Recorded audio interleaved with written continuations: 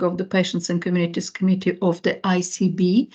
The meeting is held in public, so we may have people who join us who are not members of the committee. Just a reminder again that the meeting is going to be recorded for minute-taking purpose, but at the same time also for it being posted on a website so people can watch it if they're not able to join live today. So welcome everybody. We have quite a packed agenda for today, and there are a few items which needs endorsement with few people who also need to go for to leave the meeting at certain points for very good reasons. So we'll try and stick to time to make sure that we cover all the items we have and achieve the required outcome of the meeting. So I think our presenters are joining throughout the meeting, so I'll probably have to remind people, but just a reminder is that if people have presentations, then please drive your own presentation unless you need help from Rachel for it to be shared. And also we just need to remember that everyone has received the papers, they have been read. So today is more about scrutinizing what we've read rather than going slide by slide through presentations. So without any further delays, welcome again. Rachel, we had a number of apologies, but we have people who are deputizing, and would you mind calling out who has sent their apologies, please? Okay, so I've had apologies from Kathy Armour, Karen Bryant and Tricia Dorsey from the ICB, but Karen Watts is attending for Tricia. Also apologies from Alex Stewart from Healthwatch Norfolk, but Judith Sharp is attending for Alex, and also Suzanne Meredith from Public Health, and Stuart Lyons should be attending shortly, and also Paula Boyce from Great Yarmouth Borough Council. Thank you, Rachel. Thank you. Declaration of interest. The register has been included in a pack. If there is any inaccuracies on the register, please let Rachel know. However, if there are any other conflict of interest which may arise during the meeting, which may not be registered, please raise your hand so we can capture that. Minutes from the previous meeting and any matters arising. I'll take the accuracy feedback first from the committee, please, and then we'll look at any matters arising. Only those which are not on the agenda item, please, because if they're covered, then please let's not go through those matters arising. So, committee members, any feedback on the accuracy of the minutes, please? No, I can't see any hands up, electronic hands up. So, are we content to approve them? As committee, if I can see some nods, excellent, thank you. Rachel, well done, thank you so much. They're very detailed and very helpful, and you've done them all in a very good and timely manner, so thank you very much for that, Rachel. Any matters arising which we're not going to cover on the agenda today, please? No, I can see negative notes. Okay, thank you, so we'll move on. Action log. Rachel, are you happy to share the action log, please? Okay, so action number 11, that is due date is July, so we're not going to cover that action for now. It's for a later on meeting. The next one is number 16, integration with VCAC. Well, we have an agenda item for today, and we have a good presentation coming up, an explanation of where we are going. So I am going to suggest that we are closing this action unless there any further feedback to what's coming up on the agenda. I'm looking at Mark and Emma here. Yeah, I'd support that. So assuming today goes as we plan, then I think that's correct, Aliona. Thank you. Yes.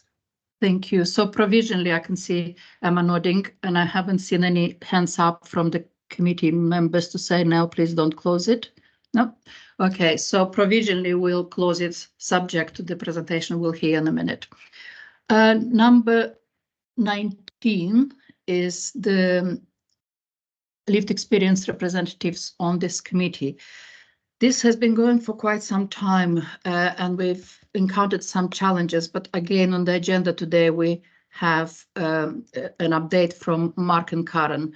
So again, subject to what we hear, we may want to close this action or may not. So if it's okay, we'll keep it open for now and then we'll decide what we do with it after the update from Mark and Karen. Is that okay with the committee members? Yeah, thank you. Population health and inequalities board update. Okay, so where were the risk? Frankie, we talked about that last time, and yeah, you asked for me to include it, so I've included it in the pack. Okay, so what we will do, thank you so much. What we will do, of course, when the committee has its risk register, then we'll have to incorporate the key risks into that rather than having them as separate risks, if you see what I mean.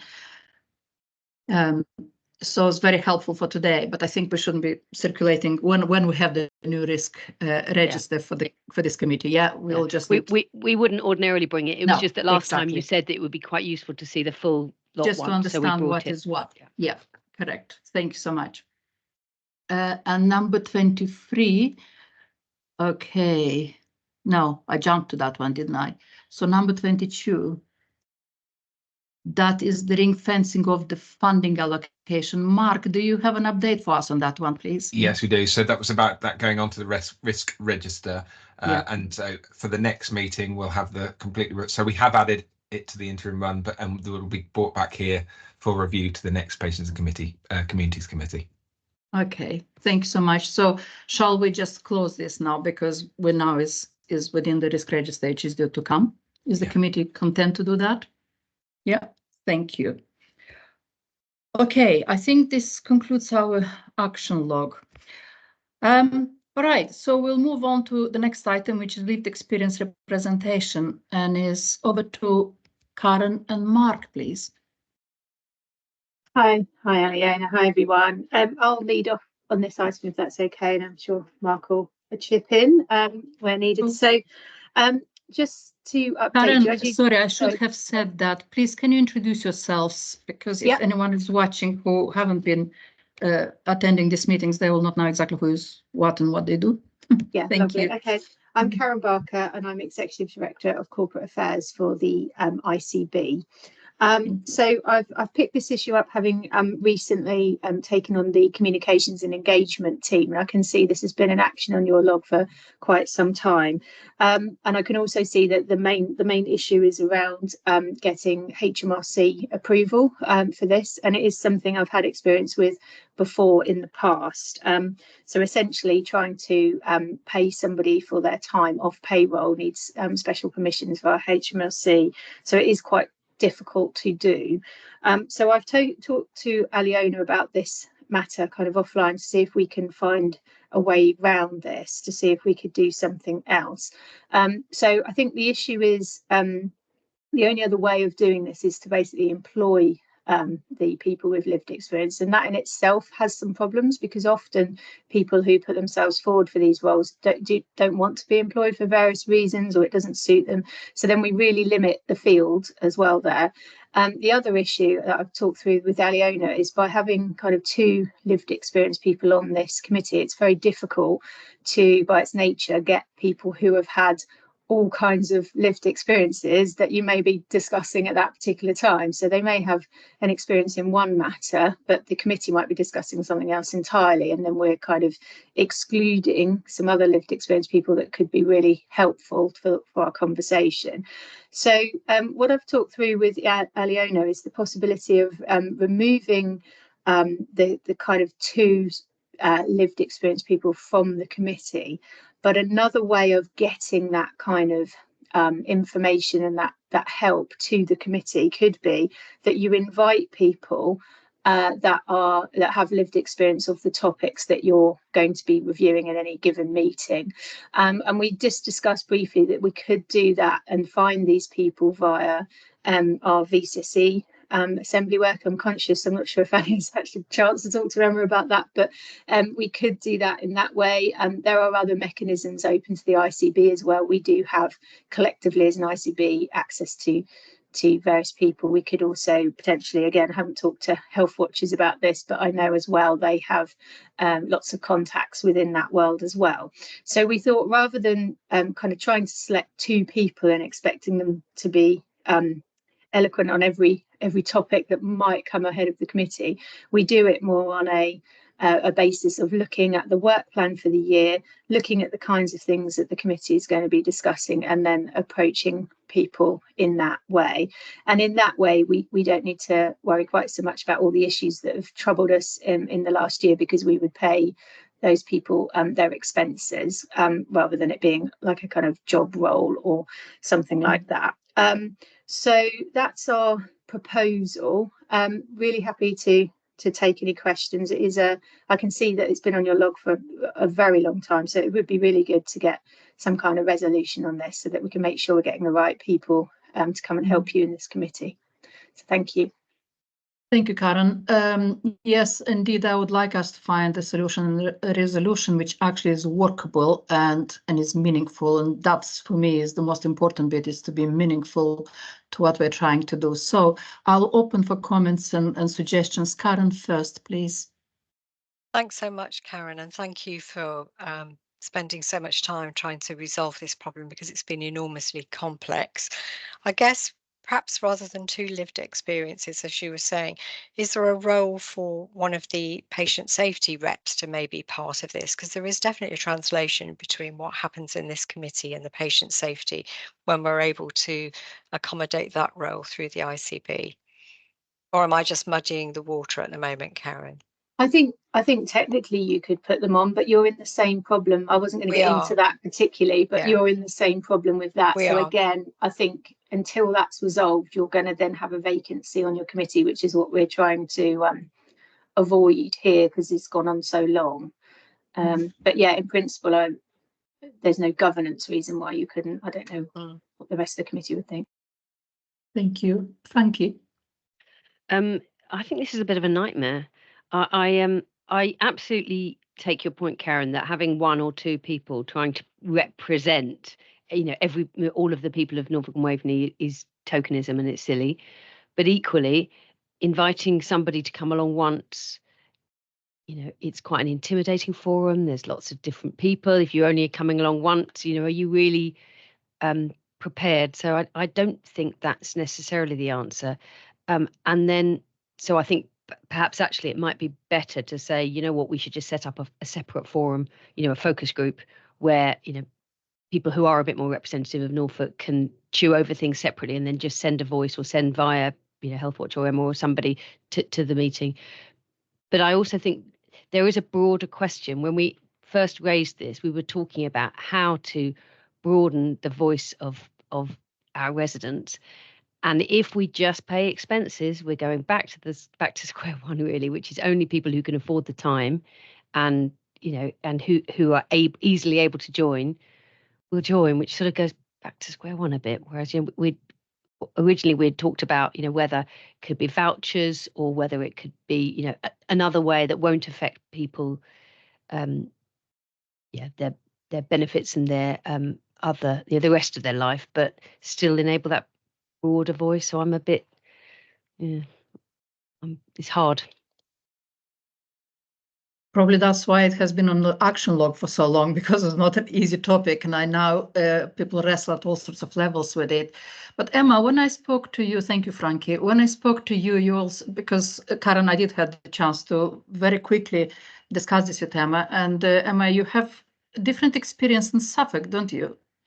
Yes, I don't know what Norfolk has got, and I did say I would go and have a look, but I haven't had time, Aliona. But in Suffolk County Council pay for service user feedback, particularly services. So there's an organisation called SUF, which I think Andy will tell me is Suffolk User Forum.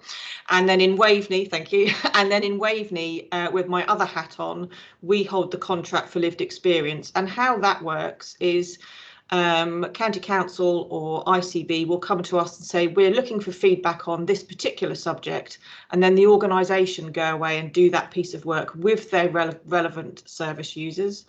And then if it's appropriate for those relevant service users to come to a meeting, they come with a representative from that organisation so they don't feel intimidated. So there's a whole support network around getting the real people you want with lived experience to attend meetings, but you're not paying they're not employees because you've already paid for that service to be facilitated by an organisation. So that seems to work quite well, I think, in terms of service user feedback. I think with the new assembly portfolio holders, then you have got a much better spread if you want to put asks out across the VCSE, but that doesn't tick the box around making sure perhaps there are people there to support people to come to meetings, which is particularly if you're talking around mental health or real physical illness, you want people that feel supported to attend what can be quite intimidating meetings. And then just in terms of Frankie's comment about vouchers, we as an organisation you can pay, my understanding, up to £50 to someone without it impacting their benefits. So we pay £50 Tesco vouchers, for example, because our advice from DWP is that doesn't impact on benefits. Whether that's helpful or not, I don't know. Thank you, Emma. Thank you. Mark, and then Tracy. Thank you. Yes, and some of the points I was going to make have kind of been covered already. But what we're seeking here is, genuine, meaningful input from those with lived experience. And I know we've all been incredibly frustrated, haven't we, by the bureaucracy, if you like, that's prevented us making the progress. I'd also say that I'm fairly confident, and Karen and Emily will attest. Pretty much every stone has been unturned, it feels like, in terms of trying to come to a solution. But what worries me is the longer it's unresolved, the longer we don't have that input to this committee. So I agree, Frankie, with your point. It would be great, wouldn't it, to just get this over the line? But I think we've hit those blockers. So I do think the alternatives have been suggested today are probably the next best thing to start to get that input to. And if we can find a mechanism so we have consistent representation as well, that would be good. But yeah, it's been so challenging, and many frustrated people on this for understandable reasons. Thank you, Mark. Tracy. Yeah, I mean, I can see the challenges, and I can understand that we don't want it just to be a token effort. We want it to be really meaningful and have that right kind of more underserved kind of service users' voice. So I kind of wonder, is there something we can link in with Community Voices that we're doing already? Because the Community Voices programme of work is across Norfolk and Waveney. Very much at the heart of that is our voluntary community sector organisations. We've established some good routes into Community Voices, and I wonder if we could kind of build this onto what we're doing there as well, potentially. And we know that those communities are our core 20 plus communities, particularly, that we often target with that, because it's a health inequalities kind of approach. So there may be something we can kind of do with that to support this, to support how that kind of those service users, expert librarians, can be part of this committee and appropriately paid for, I guess, through those voluntary sector organisations. I mean, certainly the work that I do with inclusion health groups, we do pay our service users. They are on benefits, and we do that by, as Emma has said, by vouchers and tokens and various things, and that works really, really well. So there is a will and a way to do it, I think, and it's just ensure that it's meaningful. But I do get it's difficult having somebody paid on the committee coming to every single meeting. But I think I'd rather see some people come a few times to get used to it, as opposed to having a different person each time. I'm not sure that we would get what we would need out of that kind of engagement that way. Thank you, Tracy. Andy. Okay, for me, it boils down to why you want people with lived experience on this group. If it's because NHS England requires you to, that's one reason. If it's because the law requires you to, that's another reason. If it's because you think it adds value to what you talk about and decide, that's the third reason. I imagine that's the one that you're talking about. Now, if it is that, then I don't think you can have one or two people plucked out and to be on here.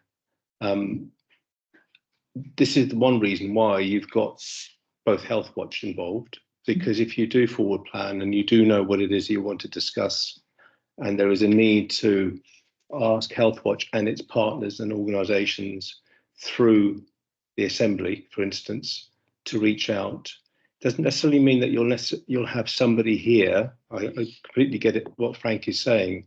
It is daunting to come in if you haven't done that before. And if you do it regularly, then are you just talking to the same people all the time? So I think it's an arrangement that we could discuss with both Healthwatch and the Assembly if it is that third choice. But if it's the other two, then I don't think there's a reason to do it. And thanks so much. And yes, you're right. From where I am sitting, that's exactly the reason, the third option you're talking about.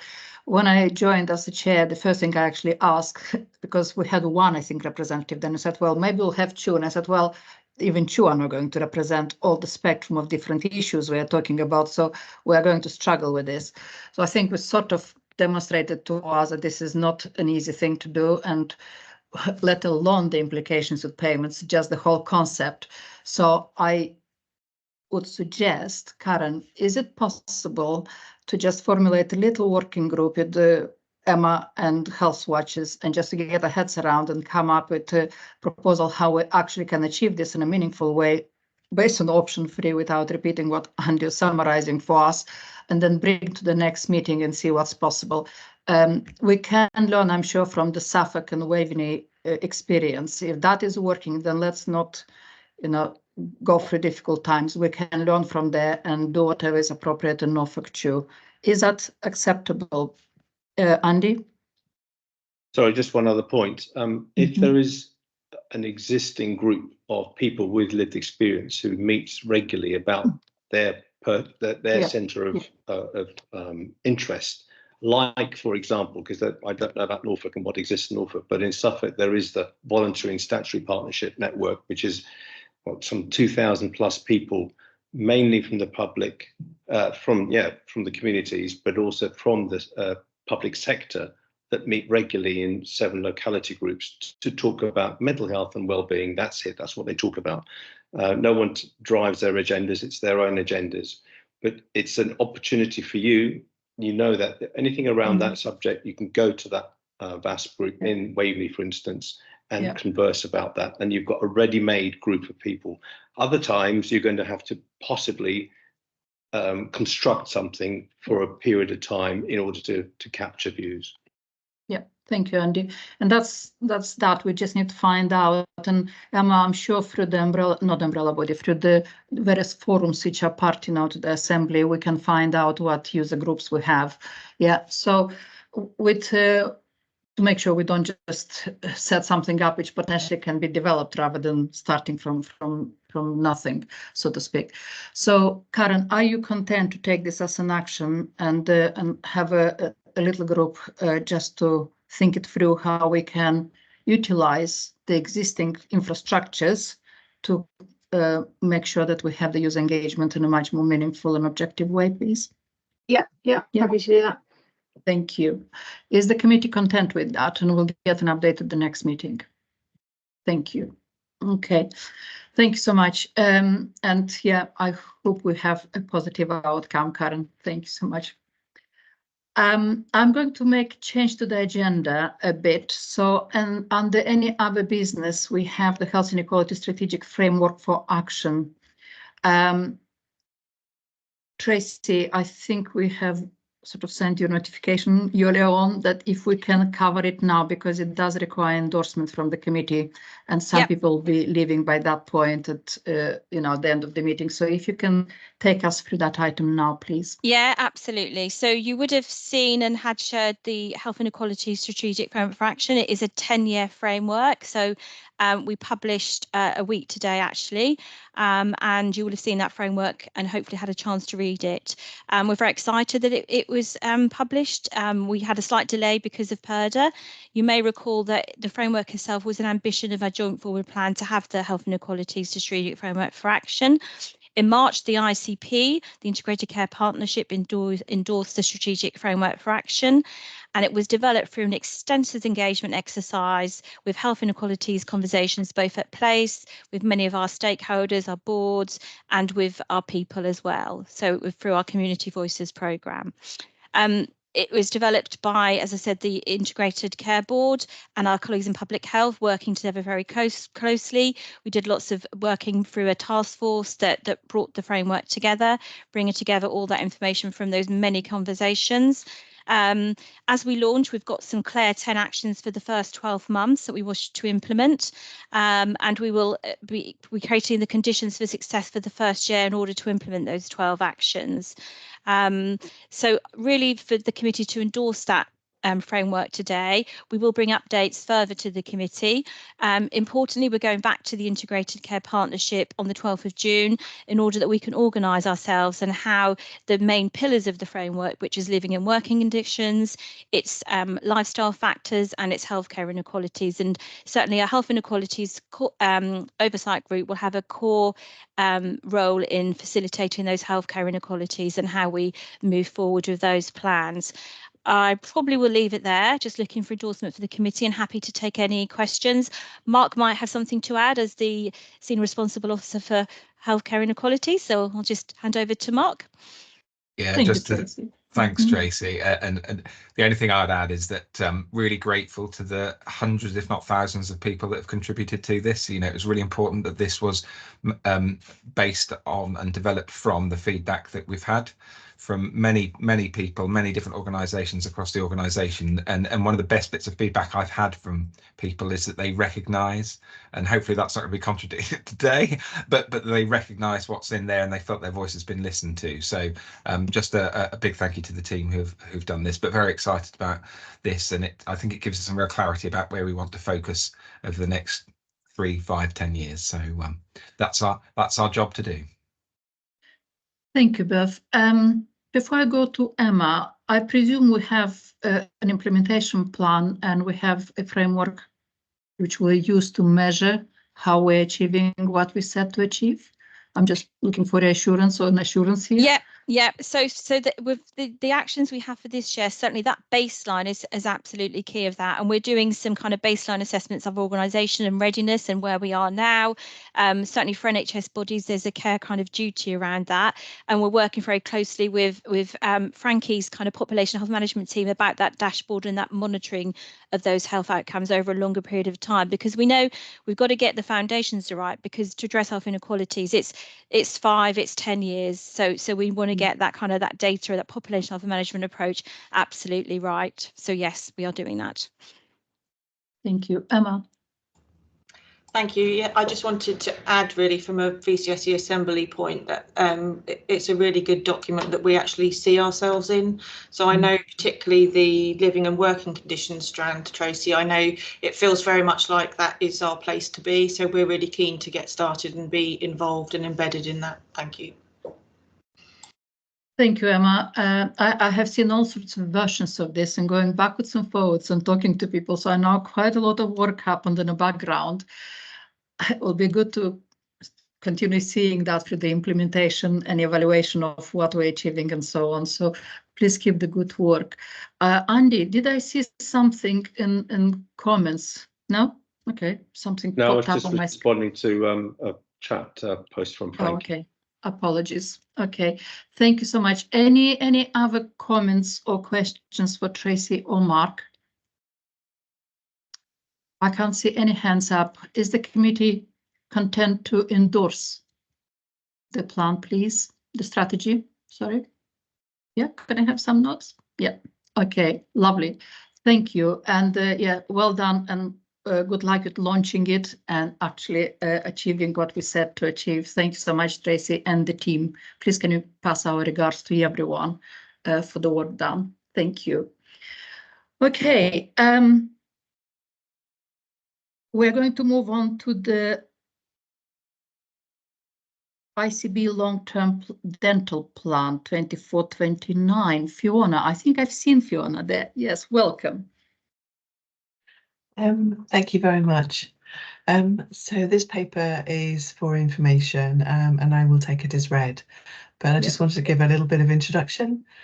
It was developed from engagement with the dental profession over the past year, who provided really invaluable support and advice to us. I've included a summary pack of the long-term plan in the papers, but if you'd like to read a more detailed paper, then that can be found on our primary care committee papers in the website. We've also had an awful lot of support from system partners, particularly local authorities, in developing our plan, and that continued collaboration is going to be absolutely critical if we're going to be able to deliver our plans successfully. We're also extremely grateful to the public and key stakeholders who engaged with our survey earlier this year. And I have to say, we were absolutely delighted to receive more than 2,000 responses. Also that those responses were supportive of our approach over the next 2 years and our priorities.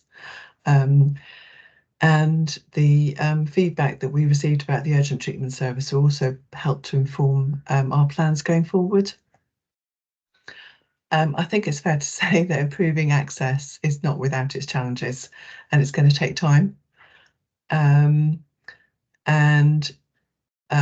Commissioning services is completely aligned with having a sustainable workforce recruitment and retention plan, and the two must be achieved together. Without one without the other is not going to deliver our plans, but it is going to be a step-by-step approach. The plan sets out not just about improving general access, but also more details about the on referral pathways that are going to be needed for those more complex treatments.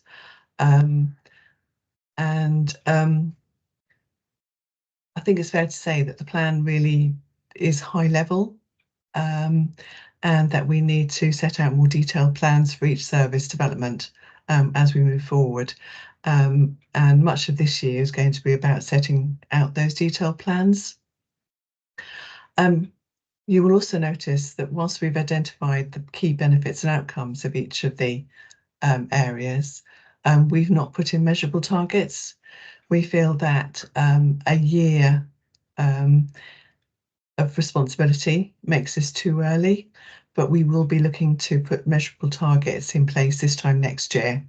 But this year we can already look to see whether it's making a difference to new, and whether we're seeing new patients, and also whether it's making a difference to our existing contractors in helping them to achieve their current activity.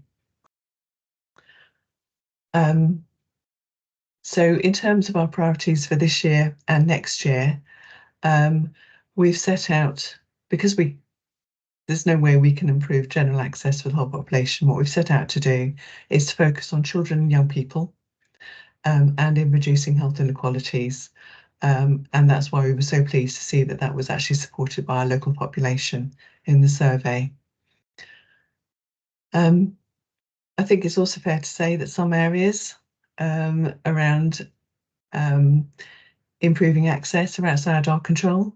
And these relate to the dental contract reform, national workforce plans, but also the cost of dental treatment.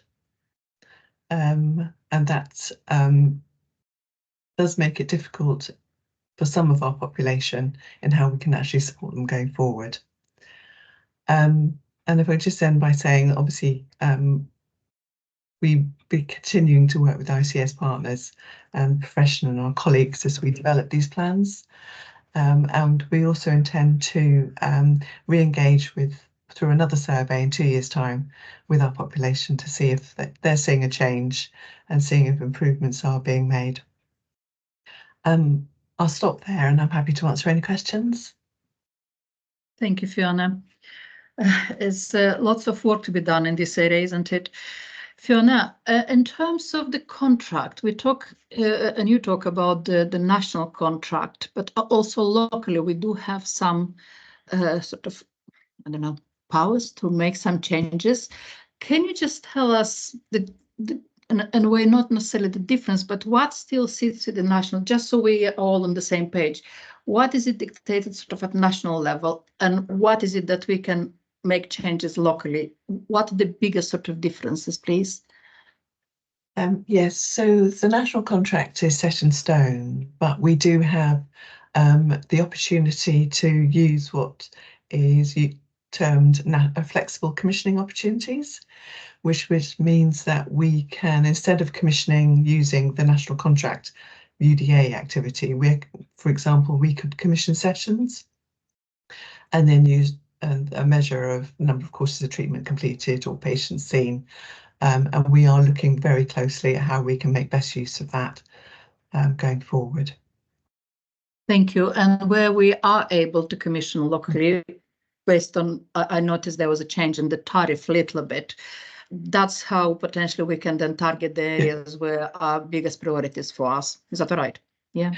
That's right, yes. Dentists have told us that they would much prefer us to go down to move away from the national contract.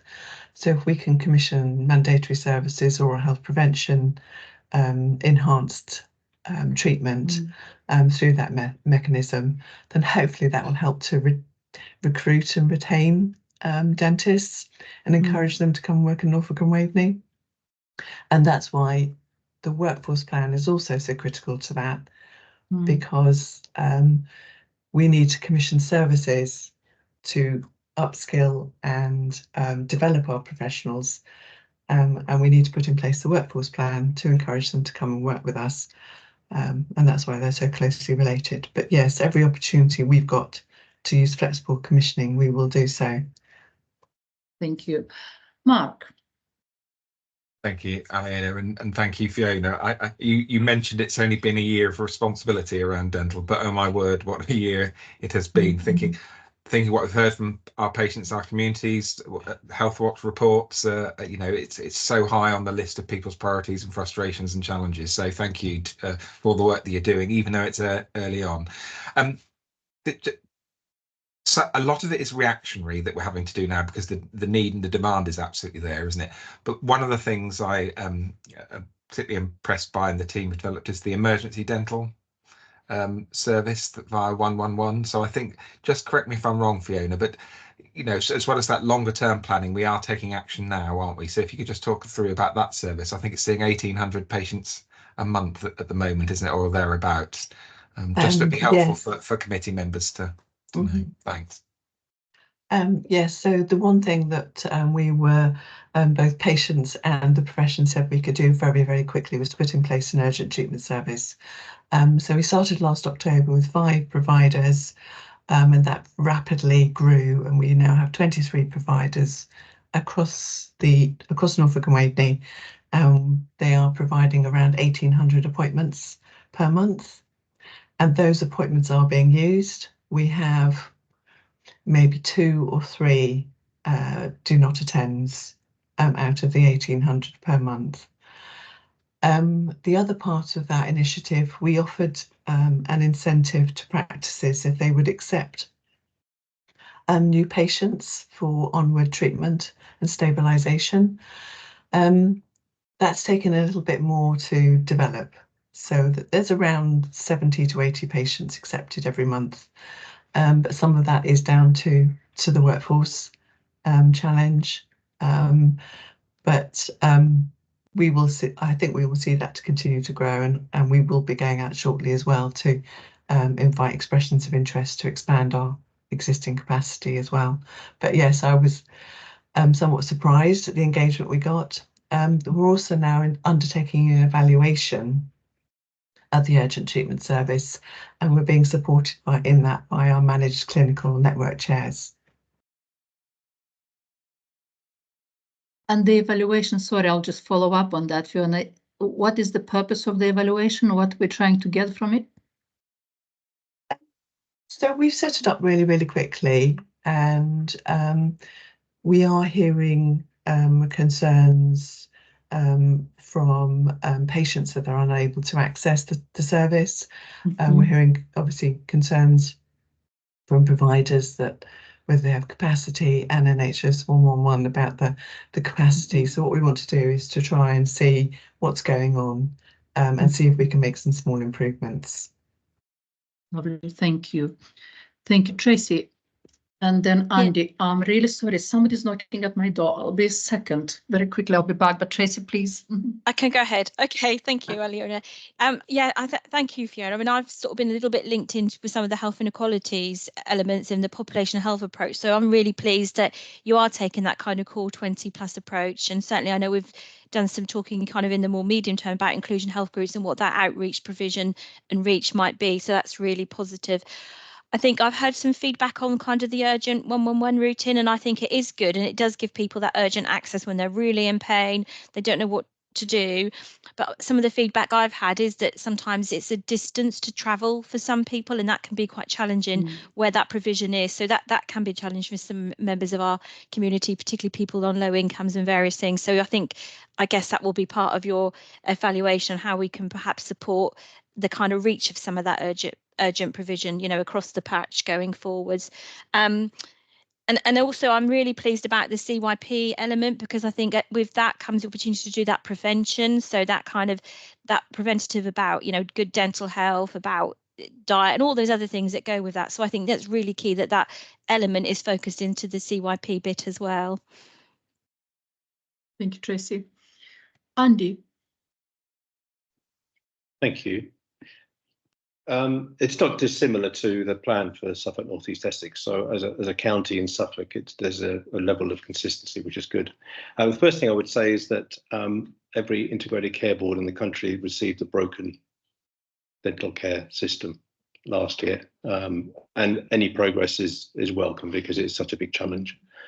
You can't underestimate the fact that we can't make any changes locally around the contractual framework, because that lies at the heart of the problem. And the fact that people haven't been able to register with a dentist for 14 odd years or whatever it is a major issue, especially when dental practice is still referred to people who want to be seen by them as not being registered. Believe it or not, that language is still used, and it confuses people.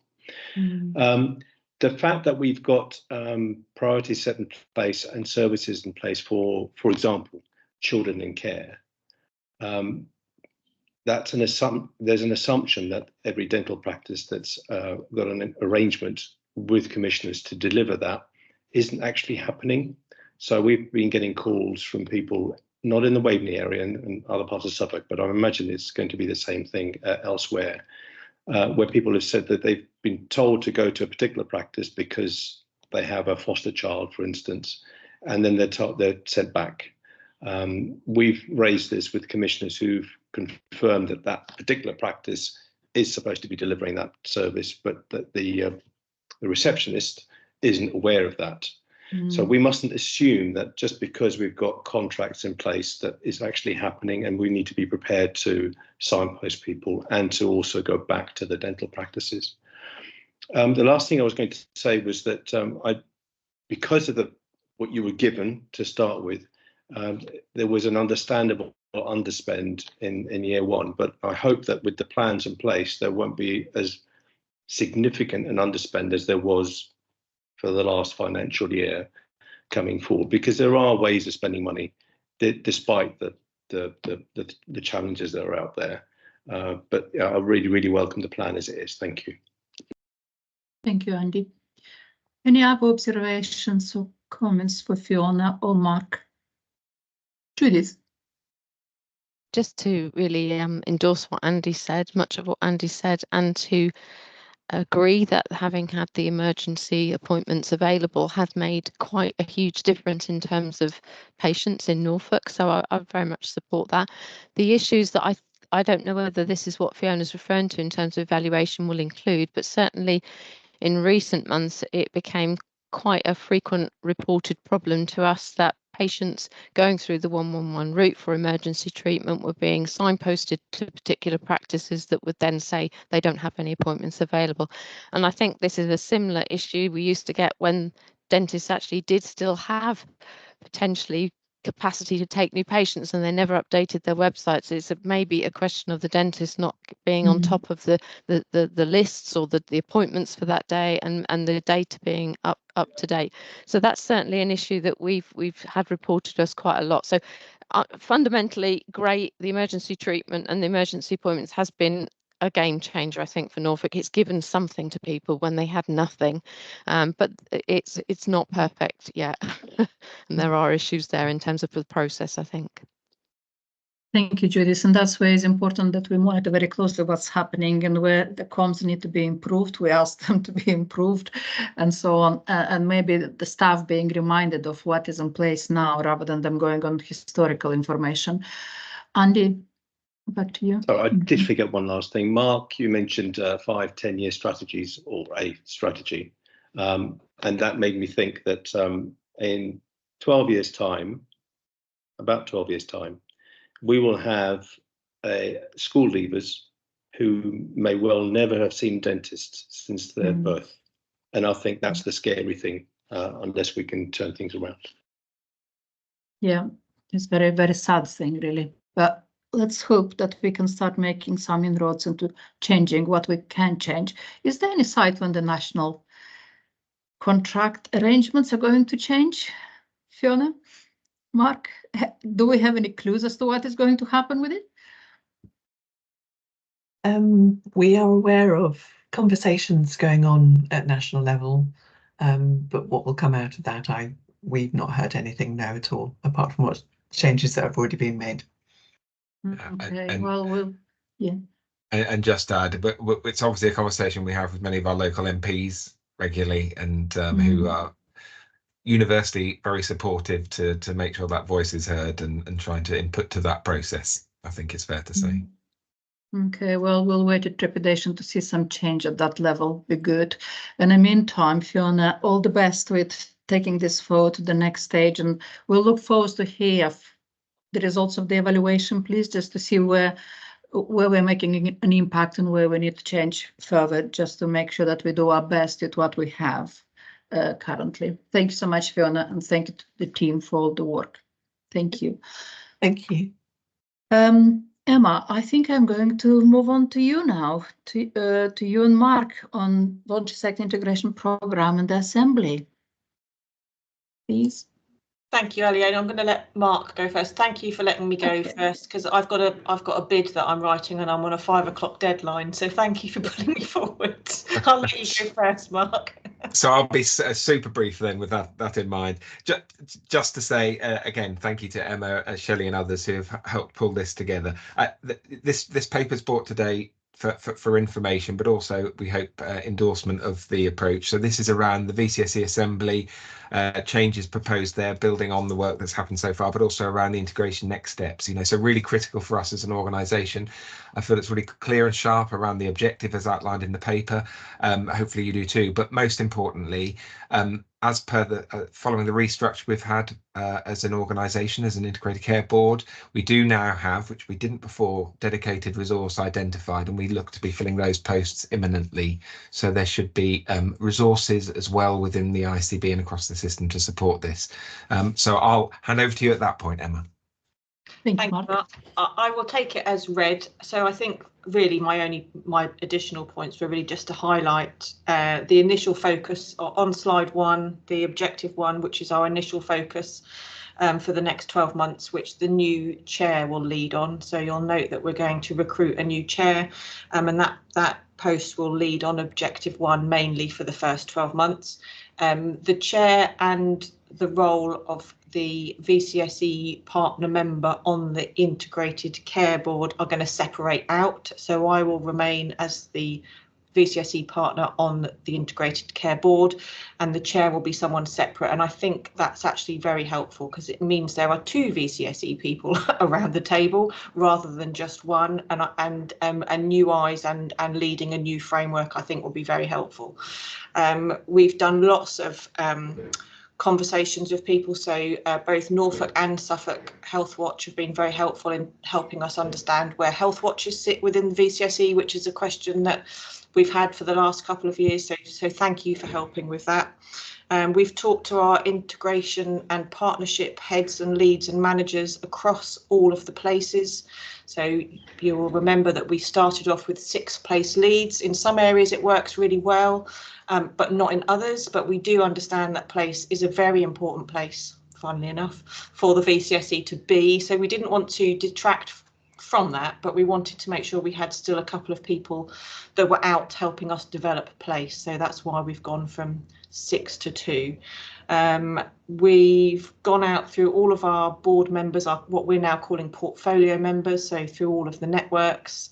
Frankie's been very helpful, thank you. Tracy, I know you're helpful with making sure we're getting things right from a clinical perspective with health inequality. So this feels like a much more researched model that we're pulling together.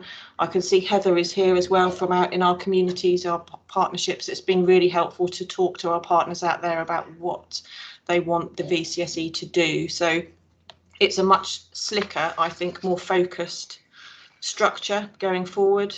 I think the separation of the board member and the chair is only going to be a positive thing because you've got more people around that table. Open to any questions if there's anything that's not clear, I suppose. Thank you, Emma. May I ask the first one, in terms of the place representatives, you said we have 2 now. What exactly will be their remit, please? So that's a very good question, Aliona, and that's going to be one of those I don't know yet answers. So we know we want to be at place, and we've got 2 places that work very well and very differently to the other areas. That's West and Norwich. So those 2 individuals that have been leading on that for the last sort of 12 to 18 months are going to stay in place. We've managed to get their days up to 3 days a week, so they can also pick up what's going on in other areas, in other places. So it's much more of a piece of work around what does place need and how does that look in each of the different areas. But it's open-ended, Aliona, because I think it's very important that the new incoming chair and those 2 development leads work together on that alongside what the new portfolio holders in the Assembly think and the conversations that they're going to go out and have. So we know we need it, we know it's very important, but it's not being shaped by me, for example, as the outgoing chair. It will be shaped as the new incoming chair with a whole new portfolio holders list. Thank you, Emma. So that presumes that the voluntary sector organizations will sort of have to wait for a little while until that is shaped before there is any engagement, because I don't think at the moment there is any engagement from those leads happening with the sector. The place leads? The 2 place leads, yeah. Well, they sit around the Assembly table now. They've been part of the Assembly board for the last 12 months at least. So they are engaging out in those places and they are part of the discussions we've got going forward. So they are engaging with those places. I think the struggle has been in areas where it's been difficult to recruit and maintain a place lead, and some of those communication strands that we know don't work for a variety of reasons. So they are the 2 that are continuing are there, they are in place, and they are embedded across the network sessions that we have. Okay, thank you. Tracy.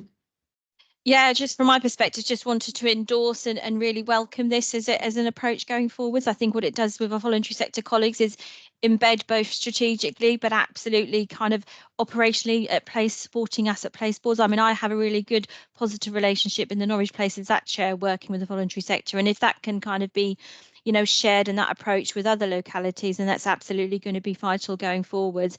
And I think, you know, a key enabler working with a voluntary sector, obviously supporting and funding as appropriately as we can, I think is essential to the health inequality strategic framework for action going forward. So really, really pleased to see this. Good. Thank you, Tracy. Thank you. Thank you. Any other observations or comments on the presentation from Emma and Mark in relation to Assembly?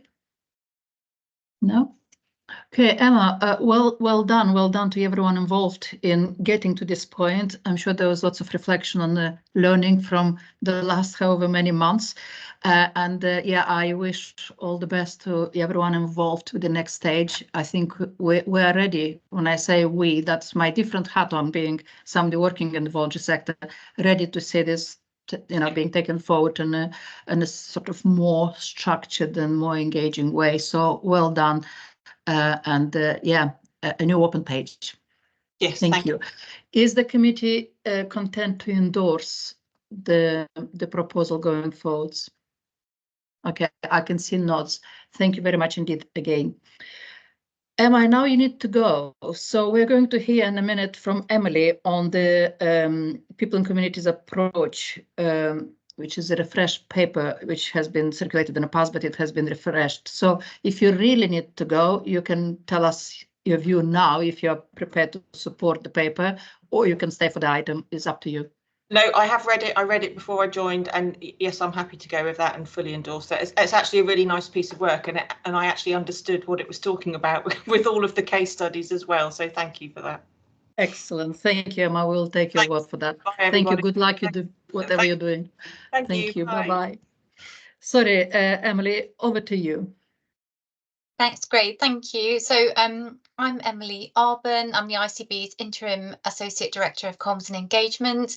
I'll take the papers as read. Obviously presenting today a working draft of our approach to working with people and communities in Norfolk and Waveney. It's very much an evolving approach and is a live document under regular review. So this really helps us as a guide to meeting our statutory requirements for engaging with our people and communities. So it's very much about our vision in that we really want people with lived experience to tell their story once and it be heard across the ICS, and that the ICB will work collaboratively with our ICS partners to make sure that we constantly listen to and engage with our local people and communities as one whole system approach, and that includes talking to listening to quieter voices and how we're working with our people and communities to tackle health inequalities. So that's a very brief outline of the document, but I'm hoping most people have had a chance to read it, and I'm happy to take any questions. Emily, thank you. I agree with Emma. Very straightforward document, easy to understand, and it is definitely something we want to achieve as an ICB. I can't remember the page number, but I'll just mention now where it talks about the recruitment of true representatives, lived experience of the committee.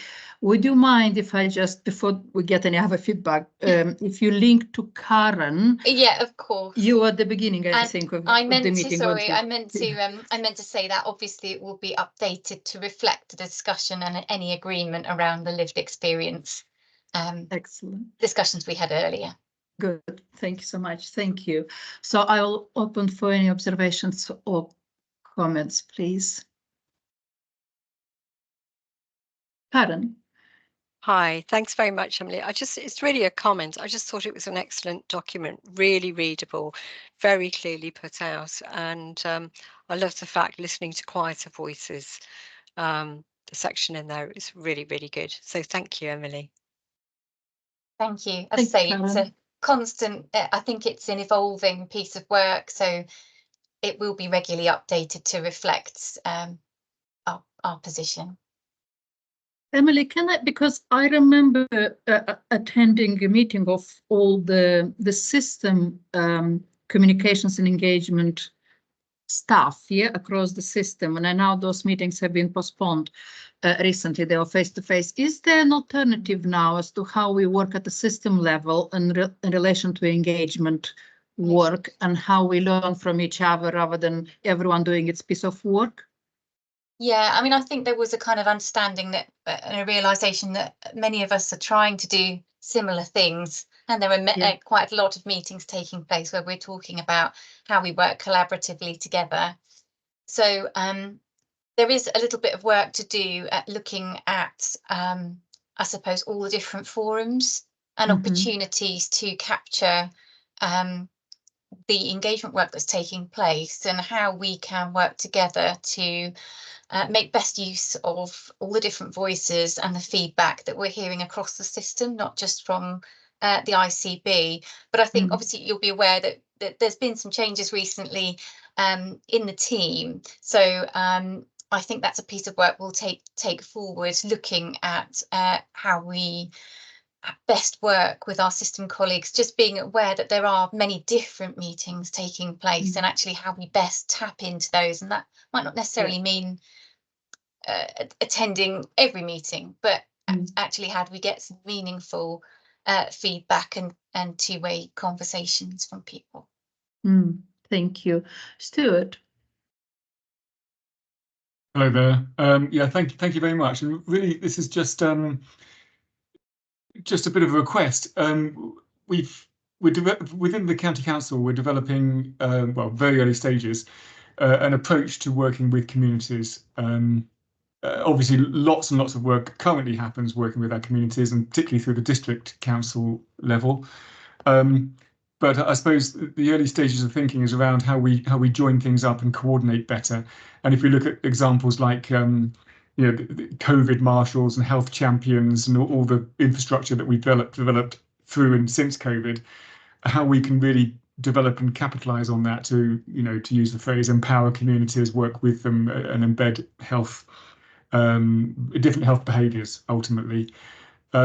So I suppose it's a bit of a plea, really, and it may already be happening that I'm not aware of, but that join up about that collective thinking and approach, and there's a whole range of evidence around what might work with communities.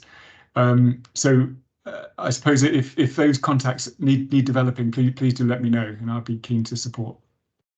Thank you. And I think, thank you, Stuart, and I think it's going to be good to actually speak to Karen. I'm sure you will be speaking to Karen, linking to the discussion we had at the beginning of this meeting, because of course I know different providers have different forums already. And let's not, if we're talking about asking people the question once and not asking them to repeat about the same stuff many times, might as well we actually pull everything together in this piece of work too, and make sure we do have sort of a robust way of engaging and getting the feedback across the system. So I think the time now has come. Now the structure is over and we sort of know where we're going, and hopefully the resources are in the right place now to get this over to the next stage in terms of how we engage and how we seek involvement and so on. Any other feedback or questions or observations? No, I can't see any. May I have the committee's endorsement of the approach, please? Yeah, I have thumbs up from colleagues. Lovely. Emily, thank you so much, and well done, and we'll look forward to hear how you're getting on at some point during the year. Thank you, Emily. Thank you. Okay. Running a little bit ahead of ourselves, which is unusual, we are going to explore the North Norfolk now. It's North Norfolk Place board update, and I think I saw Heather somewhere. Aliona, welcome, Heather. Hello. Yes. James is actually seeing patients this afternoon, and so wasn't going to join us until pretty much the exact time. Do you mind if we do another item first and hang on for him? And I am looking at, no problem, and I'm looking at Frankie. And now she's there. Frankie, is it okay if we move on to the Population Health and Equalities Board, please? Yeah, of course it is. I'll have to get it open. Thank you. But of course. So, sorry, I'm just getting my papers open because I thought I had a few more minutes. A few things to highlight from Yes, this month. So as we've already established, the Population Health Management Strategy and the Health Inequalities Framework for Action now either published or on the cusp of being published. So that's great news. Secondly, the software procurement, which has taken a very long time, is now live. So that is good news. We wanted to, so those are for assurance. The Community Voices programme, we wanted the committee to really to note the impact of the work that this CVP is doing. And I'm sorry, Andy, I appreciate I used an acronym earlier. You weren't completely excited what I was talking about with the Community Voices Community Insight Bank that we've developed through that. But what we did suggest to that team is that we do need to track the impact of collecting, because there are the point of the Community Voices is to listen, but also to act. And if we don't act and feed back with the benefit of those insights, we're not really doing its job. And to actually use those voices and what we're hearing from the community voices to influence our service planning. And that's something that, funnily enough, had a very interesting meeting with Julie Flannan from the Patients Association just this month about strengthening how we use that. So those are for assurance, really. In terms of the equality impact assessment process update, this is something else that is taking longer than we would like. So we do not still have a really robust means of collating and processing those, but a good plan is being pulled together by the Health Inequalities team with the support of the PMO to really make sure that it will be worth the wait. And then finally, for assurance that the Population Health and Inequalities dashboard is now live, and our data and PHM team are going around visiting all of those place boards, including North Norfolk, to share that dashboard so that local teams can see their own live data. What's going on in my patch? What impacts do I need to? What impact do I want to have? And is the work I'm doing actually having that impact? As we've talked about before, I know Healthwatch colleagues have been very keen to point out before, is it actually having the desired effect? So those were the things I wanted to pull out, really. Thank you, Frankie. Mark will remember this because I was going on and on from the outset about community voices. It's all very well for us to ask questions, but what do we do with that? And I know from conversations I had with the Community Voices team, they were saying that they're doing their best, but at the time there wasn't processed really in a way that information was going to influence various strategies and actions. Do we have now process and formalized process in place whereby the information which is gathered by Community Voices goes to the right people for the right decision making or reviews or whatever? And how do we communicate it back to people to say, you said we did? Mark, do you want to take this? Yes, I think we can still make further improvements, Aliona, but yes, is the short answer, but with more work to do, I would suggest. So it's finding the route to the right people and making sure it's acted upon. It's because sometimes it's not going to the right people. And people are. It's very good to access that information. For those, so it's also sharing with our teams to say, look, if you need information on, go and access. And I think we're getting far better at that element of it. Okay, thank you. At some point, and we did say that we'll go on our risk register, there was the worry about the financial situation in relation to the supporting the Community Voices work. Do we have plans in place for that? Where we're at now, please, Mark? Yeah, so we've secured the funding for the next tranche. Unfortunately, we haven't been able to make commitments beyond the next phase because of understandable financial pressures. But for the remainder of this year, yes, we've got to where we need to be, which is good news. And I would suspect on the risk register, we're going to have that as one of the risks. Yeah. Thank you. And the broad one as well, as on the action log. Absolutely. Yeah.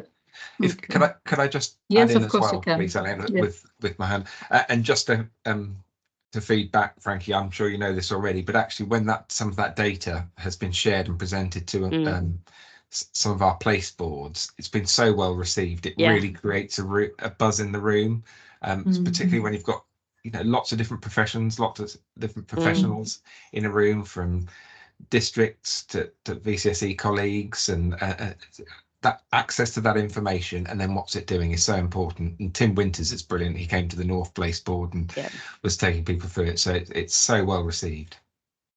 Oh, good to hear that. Thank you for feeding that back, Mark. Thank you. Tracy.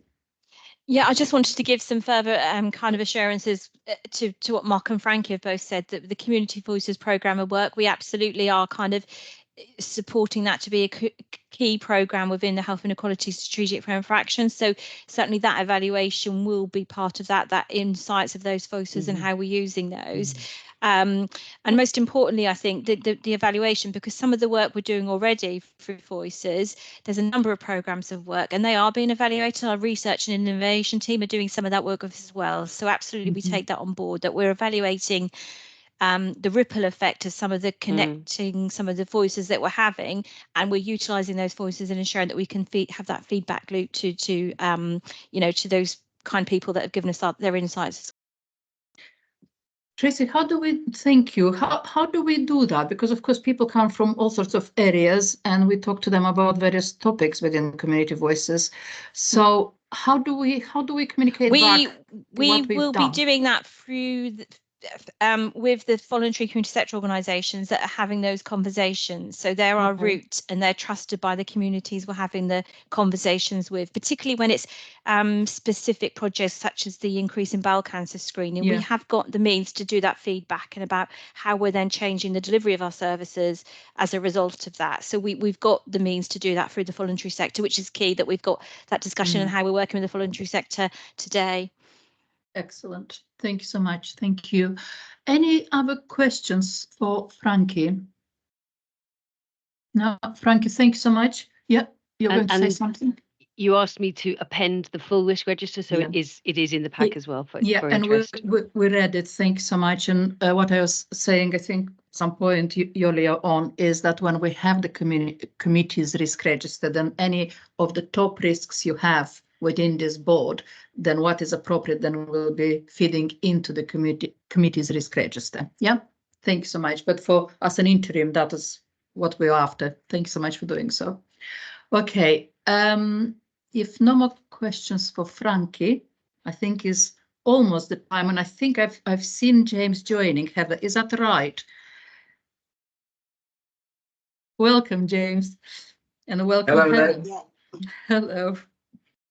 We are going to listen with much interest about how the place in North Norfolk is doing. So yeah, welcome to the meeting, and we're all here for you. Thank you. I think we have some slides to put up. James, just to say, we received the slides in advance, so you are very welcome to give us the highlights of all your work, and then we can have a conversation, if that's okay. Thank you. I'm going to talk through the first 3 slides, and then Heather's going to talk you through the others. I ought to introduce myself. I'm James Gare. I'm a GP clinical advisor to North Locality and chair of the Place Board. So in the first slide, just very quickly, you can see our rural geography and limited transport options. And this makes, in our area, solutions such as hubs, walk-in centres and working at scale less easy to use. And this puts increased pressure on the community services and primary care that is available. For our patients and clients, this can lead to problems with access, and they don't have the same ability to access services in more densely populated areas. And I believe we have the oldest population in the country per head, and they're only getting older. So we also have the problems of frailty and dementia to deal with in our population. North Norfolk is blessed with areas of outstanding natural beauty and its fair share of affluence. But in between that, there are areas of deprivation, significant mental health, and again, the difficulties supporting these dispersed populations and getting them access to the treatment they require. If I could have the next slide, please.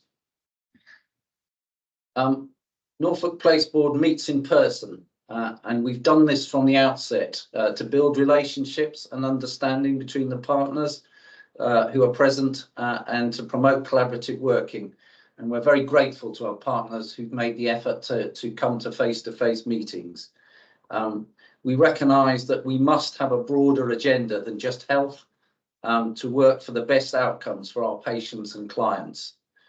We exchange information and plans regularly with North Norfolk and Broadland Health and Wellbeing Partnerships, and we feel we complement each other's work around mental health, frailty, deprivation, inequality and prevention work.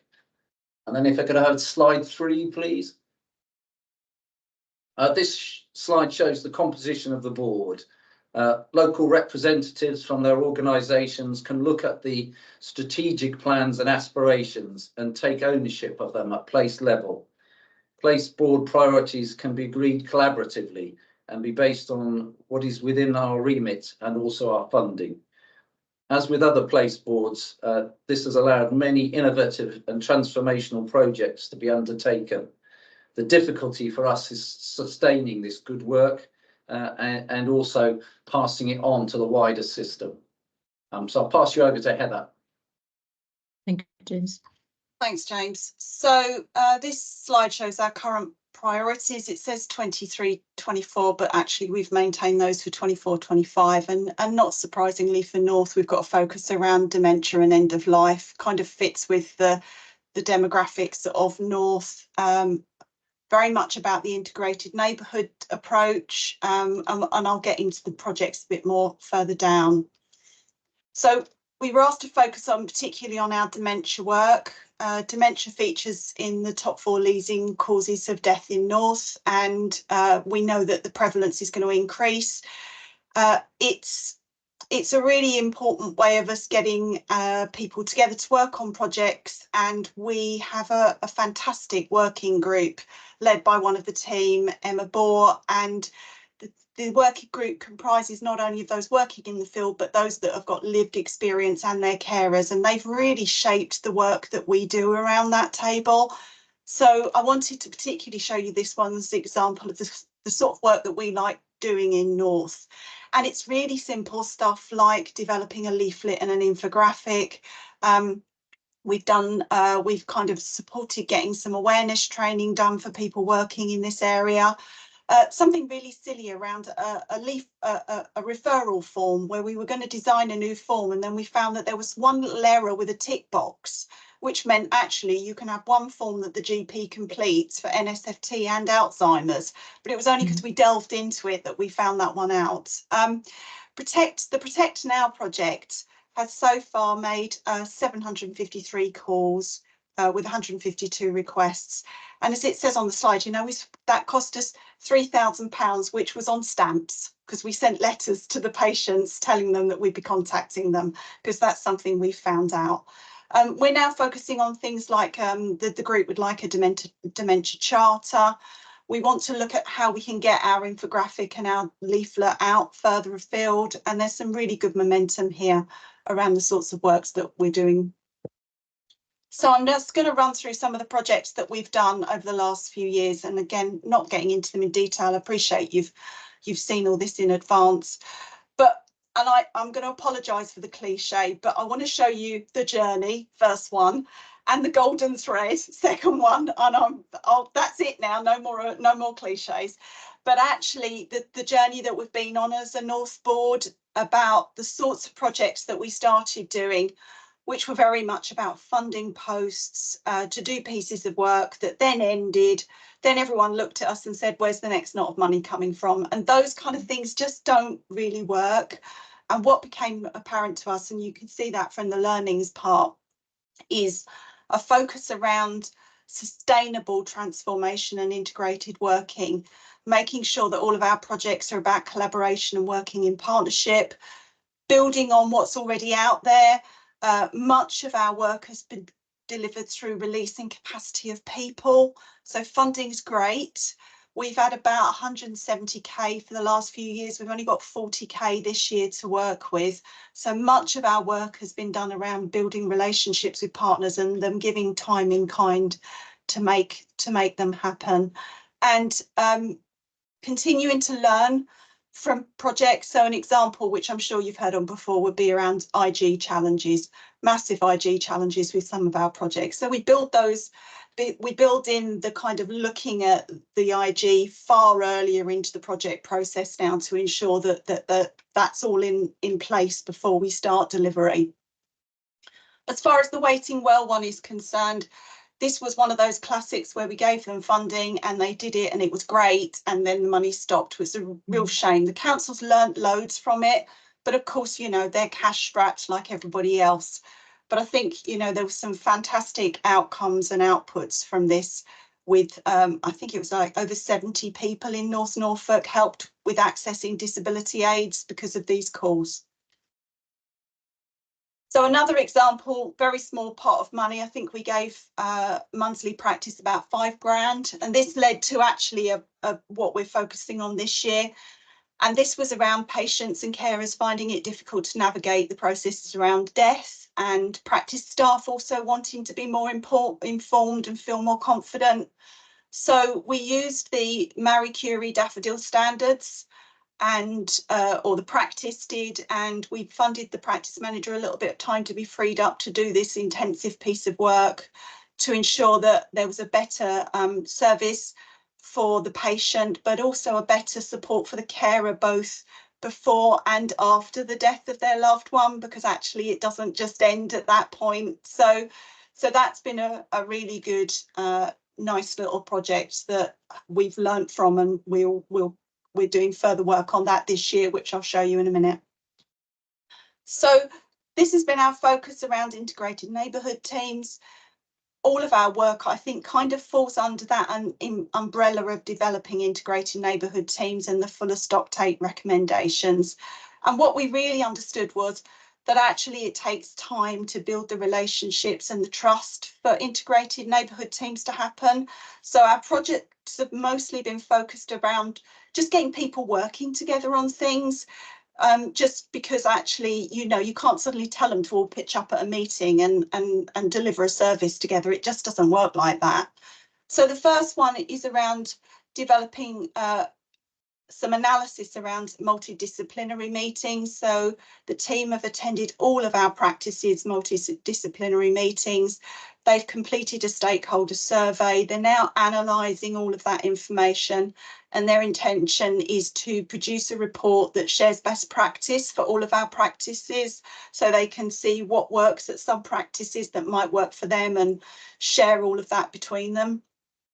The next one around self-neglect and hoarding is still a work in progress. We're just getting that up and running, but that's going to be working with our districts and the county, because there's quite a lot of work going on in this space. So we want to make sure that what we do is pull it all together. Then we've got one around nursing activity reviews. There's an assumption that community nurses are attending multidisciplinary meetings at practices, but that's not always the case. So we're taking one PCM where they're going to work on that together. And then finally, the frailty one, and this is our main one where we focus some of our CTF funding, our community transformation funding. And what we've looked at is proactively seeking out those that have had a fall that's resulted in A&E attendance, but they've not been admitted, aged 50 plus. Now, I know that 50 plus feels ever so young, but actually, if we're going to get in front on this kind of thing, that's the age to start looking at people. Not sure they're going to all receive those phone calls particularly positively, but you know, it's about starting that conversation and telling them what support's out there.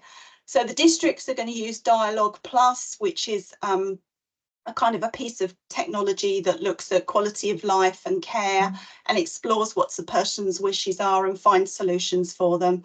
And we've also got a little bit of funding in there for them to pull in extra support if needed, very much linked in with the practices and very much informed from the learning from the Waiting Well projects the year before. So moving on to this year's money, we've got two projects we're just kicking off. You'll see that the Daffodil Standards is the first one.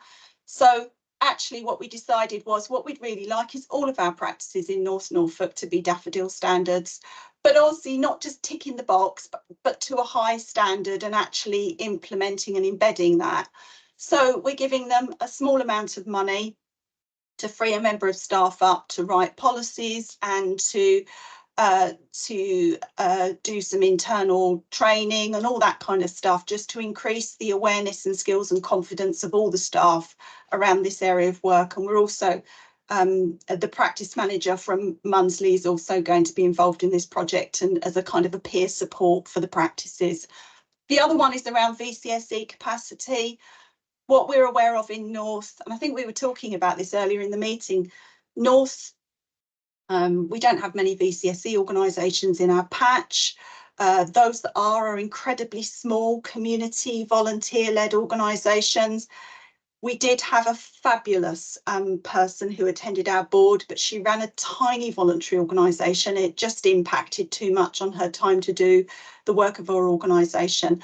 And what it made us realise is that we don't really have a good way of interacting with our voluntary and community sector at the moment. So the first part of that is doing some mapping to understand what's going on out there, perhaps look at what all of their volunteering needs are to support them around volunteering. And there's a first indication that we might want to focus around community transport and little community car schemes as a project. but it's very early days. We're linking in with VCSE colleagues and district colleagues to flesh that one out.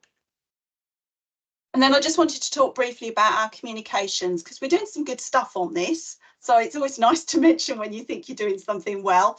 So we've got a quarterly newsletter that we've designed with both of our partnerships that we write, and that goes out to anyone that's willing to receive it or read it. And that talks about the work of both the partnerships and the board. But also we've got some really good communications that we're doing in general. We've got a well-maintained intranet page as a team. We've got fantastic formal mutual reporting, as James mentioned, with the partnerships and with the central urgent and emergency care board as well. And James does a really good monthly email out to all of the practices to tell them what the board's talking about and what things he's attending on their behalf, just to try and get them more actively engaged in the work of the board and hopefully get some feedback on things that are of interest to them. So that's the work of the North Board. James, Heather, thank you so much indeed. As you're talking about the VCSE, one of the questions I was going to ask is about integrated neighborhood teams and how many VCSE organizations you may have around those teams. And then you sort of provided the answer later that there's not many. I want to give you an encouraging news. There are quite a number of larger voluntary sector organizations working in North Norfolk. I think the problem you may have is that the VCSE Assembly lead who was linked to North Norfolk may not have been as effective as you would have liked. Hence, you're a little bit out of loop what is happening. But may I encourage you to speak to people who are sitting on VCSE Assembly Board, because North Norfolk does have a good input from the voluntary sector. We just need to bring people together. And the organizations who can help you with the communication and dissemination of all sorts of information, because they cover lots of rural areas in North Norfolk. I'm happy to take it off sort of from this meeting away and have a conversation just to support this. So, but it all is very encouraging. And of course, I can see why you'd have had to break it into certain areas of priority. You can't address it all because you do have quite a challenge in your area with the makeup of the population we have. So it's not an easy thing to solve and to address. So well done for all the progress you've made to date. Okay, I will open for questions or observations from the committee members. Anyone? Okay, Frankie and then Karen, please. Yeah, thanks. It's really great. It's really great to hear what's actually happening on the ground, and it's really lovely to hear how passionate you are and how much you know your own community. I've got a query, really. I wonder, did you find the Ageing Well strategic framework and the kind of the 9x3, was that helpful for you as a place to say, where are our gaps, what have we got, what haven't we got? Because it would be really useful to know if it was a pain in the neck or if it was sort of actually quite useful. No, it really was genuinely quite useful. Yeah. Good. Thank you. Karen? Thank you, Aliona. Thank you, Heather, and thank you, James.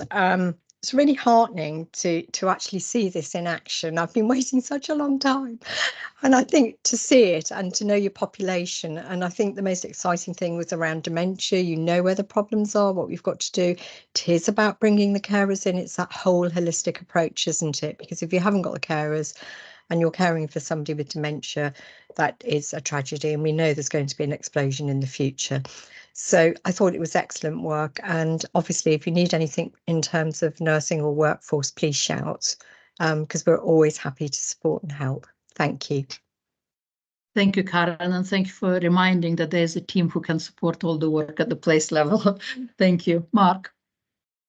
Yes, thank you. Declaring an interest, I also sit on that board, so I should say that to start. But a couple of comments. Actually, Frankie, it links to your point, and I know Janice is waiting to present as well. When Janice and team came to present to the North Norfolk board on some of the work that your team were doing, it was a really helpful context setting, prioritising a session where we could then start to say, right, now we see how this fits. So those strategies, absolutely, Frankie.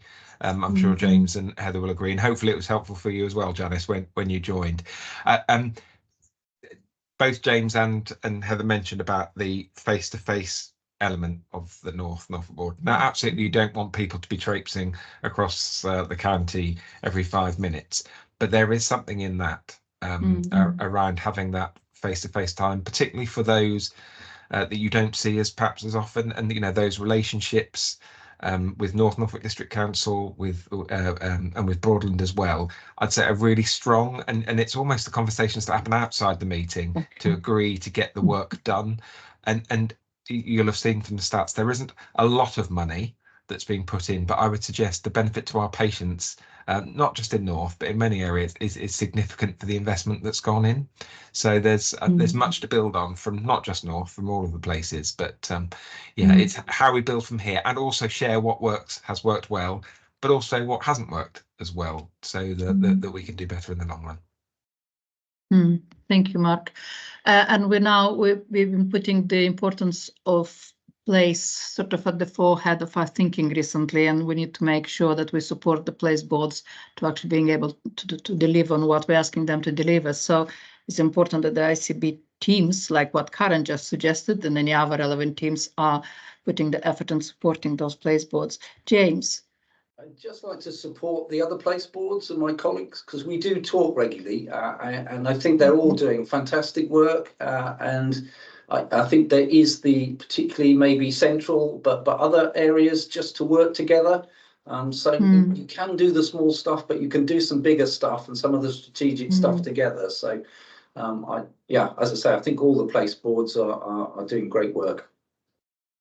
Thank you, James. At the previous meeting of this committee, I self-invited myself to observe the meeting, so I understand better how the place boards work. May I open that invitation to you, please? And hopefully when I speak to Heather about the voluntary sector, we can arrange for me to visit your meeting one day to come as an observer, please. Any other comments or observations or questions? No. Well, thank you very much indeed. Well done again from all of us for the good work. It's very clear where you're heading with what you're doing, and I hope you get support from the system-wide partners to deliver on your priorities and so on. And yeah, shout if you need help. That's why different teams exist, to support the place to deliver on its plans. Thank you again for joining us today. Thank you for having us. Okay, Janice, I think you're sitting very patient in the background. We're going to move on to you. Frank, you already covered your item, so we're skipping that one. So we're on to Aging Well Programme Board update, please, from Janice. Hi, welcome. Nice to meet you all. And also I've got Steph Dipley here with me, and Steph is the Programme Manager for Aging Well, Dementia and Palliative Care End of Life, and Steph's done a fantastic job getting our programme in order and making sure that things are progressing. Lovely. Welcome, Stephanie. Welcome. Thanks. Thank you. Nice to meet you. So obviously I'll take the programme report as being read, but just going forward, we'll do an escalation format going forward. There isn't any issues for escalation. It's just to let you know that the actual work streams are running really well. We've now got 4 work streams. We've taken on dementia, so the work that had previously been done by the dementia group. So we're taking that on board. We were looking at having a separate work stream on education and training, but we've decided that that's going to be a common thread throughout all of the work streams, so that's not going to be separate. We've obviously got a lot of feeder groups that report into our board, such as palliative care, UEC and medicine management, and this is to make sure that all those groups are sort of like following our Aging Well strategy, and also that we can sort of like make sure that we're not duplicating any work, so that we're not doing work that they've already been doing, and it also ensures that there's an appropriate escalation route for anything that is related to Aging Well. Just to say, we've had fantastic support from the VCSE network, and just generally as a wider team, we're planning to make better use of that resource and extend the invites to the VCS community teams onto our individual programme boards, because we think that there's such a lot that we can actually learn from them. We've also had very good responses to the Aging Well matrix, and the idea is that we're now going to be using that matrix to map where the services are, and so that we can actually identify the gaps in the services and also in locations.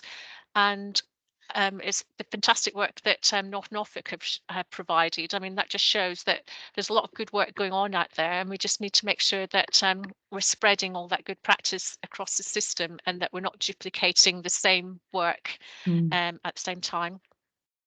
And just to let you know as well that we're planning to use the Knowledge Now website as a means of disseminating a lot of the information, so that it's all in one space, so that this is a way of signposting information to patients, carers and professionals to a wide range of service information. That's been progressed now. Is there anything specific that you needed to ask about the work streams? Thank you, Janice. I was just wondering, apart from the question I was going to ask about Knowledge Now, how are we communicating that out? It's easy, I think, to providers, but the general public, so they know where to look, is one question. But the main question from me would have been, well, it is, what are the, I know it's early days, but what are the biggest challenges the work streams are experiencing? Where are the sort of the headaches and sleepless nights at the moment for you? I think it is actually just that time commitment, resource commitment, particularly on the acute side, with frailty acute attuned acute care. It's just getting the staff on board and being able to commit that time to be able to progress the actions. That's been the biggest headache, I think. Frankie? Thank you. Yeah, and the other area, Janice, I think not just time, but that sort of resource requirement. So, for example, the Dementia Charter, beautiful piece of work done with the Alzheimer's Disease Society to create a charter, and we've asked all of our big providers, including the council and others, we'd like your chief executive to sign up to it. We'd like you to nominate a dementia lead. And one or two of our providers have said, well, what I'd love to, I don't have the resource to enable my staff and to attend all that extra training. And while it's a nice idea, it's just not priority for. So that's one area. And similarly, our clinical aging network and the frailty attuned acute care one, that work stream, we really, really want to have a unified definition of frailty. And everybody agrees what it should be. Everyone agrees how they want to do it. But actually, unless and until we can really incentivize primary care to do it, it is just another job for them to do, which they don't see any immediate release of other pressure or work. So I think that resource issue is bigger than just we want, it's not that we need an extra staff member or an extra money. It's the whole constraint, I think, of our system. Because, we want every GP surgery in Norfolk to actively code their patients who have frailty or who are end of life, so that we can easily find them, so that we can easily assess, so that we can do all this stuff with them, but they won't necessarily get an immediate sort of kickback. So you can see why they might not prioritize it, because they've got a million other things to do. So, Frankie, on that basis, is there a way of, in the primary care I'm thinking about, is there a way of every time a doctor sees a patient that is flagged up that they need to code the frailty level somehow? So it's not necessarily done as, this is a task for us to do it, but it's done as part of a process they're going through anyway, but just there's another sort of little thing to tick, if you see what I mean.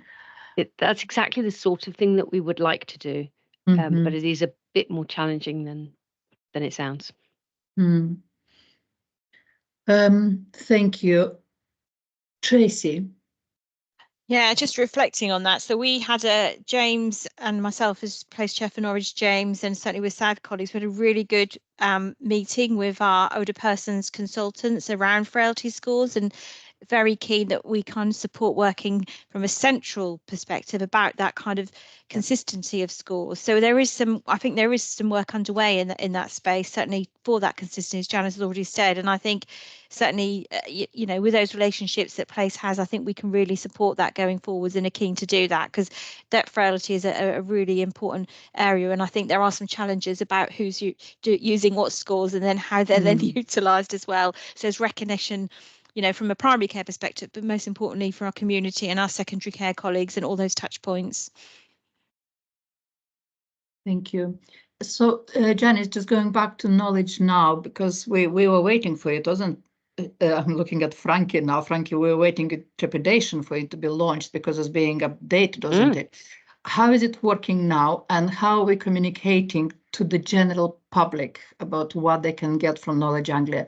If we're going back to helping ourselves by educating the public about what's available rather than always going to medical profession, if you see what I mean. So how is that going on now for members of our community? Yeah, I think that's a very good point, Aliona, because obviously we have launched it and it's mainly for the care professionals that are using it at the moment. And we have had extremely good feedback from them. They're finding the data it's really easy to find things on there. And in fact, even when you do a Google search, it'll come up with Knowledge Now as one of the examples. But as you say, it's getting that message out to the public. So we are working with the communications team to sort of like get a social media exercise out there so that they know that this is where to go. Once we got more web pages that have actually got patient resources on there, I think we'll do a big launch. But I think you're right, we need to get it out there because they won't know to look.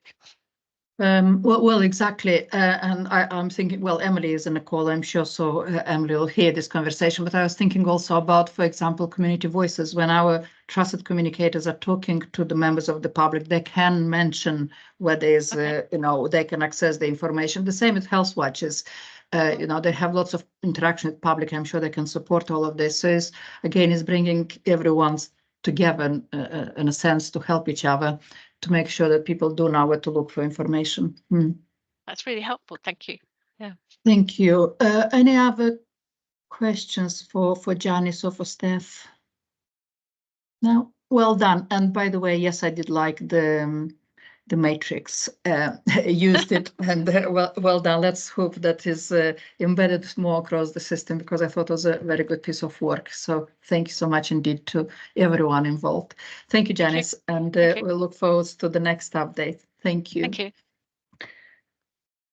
Okay, I am going now to Health Watches. Judith and Andy, please may I come to you? I'm still here, but I think you find Andy left at 4 o'clock. He did put it in the chat to try and warn you, but I think it got missed.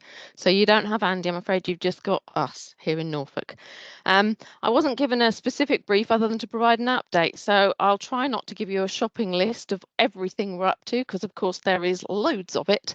But I will touch upon stuff. I'm going to break what I'm going to say up into 3 sections. One is to tell you what the public are telling us right now. The second will be to tell you all the different pieces of work we've got going on. And the third bit, I'm going to leave you with 3 questions, 3 challenges. And I don't expect any answers, but you might want to go away and think about them, each and every one of you, and they may or may not apply to you in your field of work, but I will come on to them and I'll just plant them and you can decide if you do anything with them. So what are people telling us, first of all? I don't think there's any surprises in what I'm about to tell you, because it's what I said probably when I came here 6 or 9 months ago when I last came here. People can't get GP appointments. Whether or not they need a GP appointment, we know, is another question.